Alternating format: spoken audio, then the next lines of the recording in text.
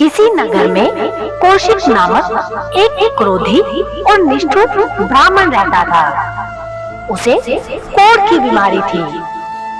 उसकी पत्नी शांडिली माँ दुर्गा की बहुत बड़ी भक्त थी। वो बड़ी पतिव्रता थी और कोढ़ से सड़े गले पति को सर्वश्रेष्ठ पुरुष और पूजनीय समझती थी। एक रात वो अपने पति को कंधे पर लादकर कहीं लेकर जा रही थी। रास्ते में मांडव्य मुनि को उसके पैरों की ठोकर लग गई, जिससे ऋषि क्रोधित हो गए और क्रोधित होकर उन्होंने शाप दे दिया, मूर्ख स्त्री, तेरा पति सूर्य उदय होते ही मर जाएगा। ऋषि के शाप को सुनकर शांडिली बोली, महाराज, भूल से मेरे पति का पैर आपको लगा। जानबूझकर आपका अपमान नहीं किया, फिर भी आपने शाप दे दिया। अब मैं भी शाप देती हूँ कि जब तक मैं ना कहूँ तब तक सूर्य ही उदय ना हो। मांडव्य आश्चर्य में पड़ गए। उन्होंने कहा, तुम इतनी बड़ी तपस्विनी हो कि सूर्य की गति को रोक सकती हो? शांडिली बोली, मैं तो भगवती की शरणागत हूँ। वही मेरे पतिव्रत धर्म की रक्षा करेंगी। मुझे उन पर पूरा विश्वास है। अब उसकी बात निष्फल नहीं रही। सूर्य अगली सुबह से लेकर 10 दिन तक नहीं निकले। ब्रह्मांड संकट में आ गया। देवताओं को बड़ी चिंता हुई। वे अनुसूया जी के पास पहुंचे। अनुसूया जी सबसे बड़ी पतिव्रता स्त्री थी। उनका प्रभाव देवों से भी अधिक था। देवों ने कहा, माता, एक पतिव्रता के प्रभाव के कारण संसार में संकट आ गया है। आपसे ज्यादा योग्य संसार में कोई और स्त्री नहीं होगी जो एक पतिव्रता शांडिली को समझाकर उसका क्रोध शांत कर सके। अनुसूया जी शांडिली के पास पहुंची और उनके कारण उत्पन्न हुए संकट का प्रभाव बताकर वचन वापस लेने का अनुरोध किया।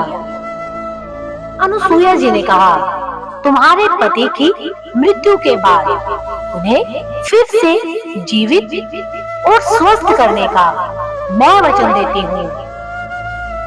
अब शांडिली को भरोसा हो गया।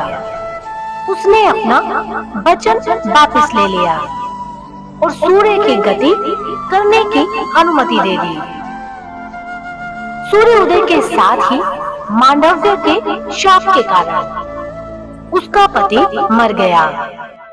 अनुसूया जी ने सूर्य का आह्वान करते हुए कहा, मेरे पतिव्रत में यदि शक्ति है तो आप इस मृत पुरुष को पुनः जीवन, स्वास्थ्य और 100 वर्षों तक सुखद गृहस्थ जीवन का आशीर्वाद प्रदान करें।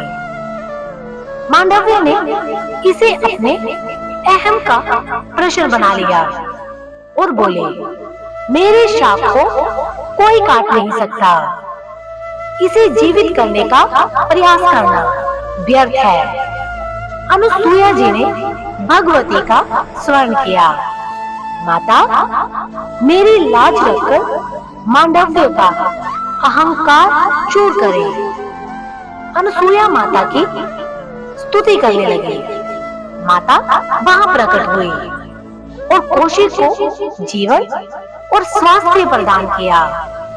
ये सब देखकर मांडव्य का अहंकार समाप्त हो गया। मांडव्य बोले, आज मैंने 2 पतिव्रता नारियों की शक्ति देख ली।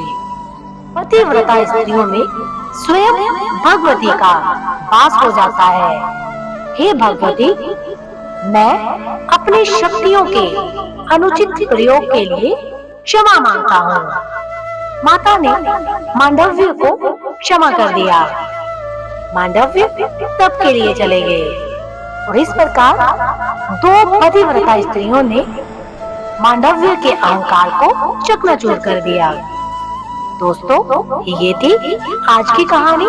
फिर मिलेंगे ऐसे ही रोचक किस्सों और कहानियों के साथ। तब तक के लिए अपना ख्याल रखना और ऐसी ही कहानियाँ और किस्से सुनने के लिए चैनल को सब्सक्राइब और बेल आइकन को प्रेस करना मत भूलना।